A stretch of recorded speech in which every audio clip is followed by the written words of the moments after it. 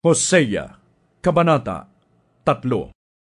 Sinabi sa akin ni Yahweh, umalis kang muli, at ipakita mo ang iyong pag-ibig sa iyong asawa, bagaman siya'y nangangalunya, sapagkat mahal pa rin ni Yahweh ang Israel, kahit na sumamba sila sa ibang mga Diyos, at laging naghahandog sa mga ito ng tinapay na may pasas.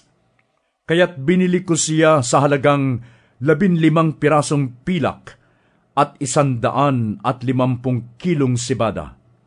At sinabi ko sa kanya, manatili kang tapat sa akin. Huwag ka ng mangalunya o makipagtalik pa sa ibang lalaki.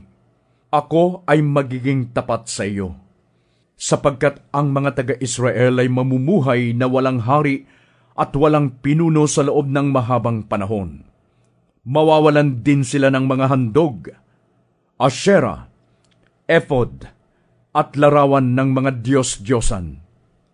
Pagkatapos, magbabalik loob sila kay Yahweh na kanilang Diyos at kay David na kanilang hari.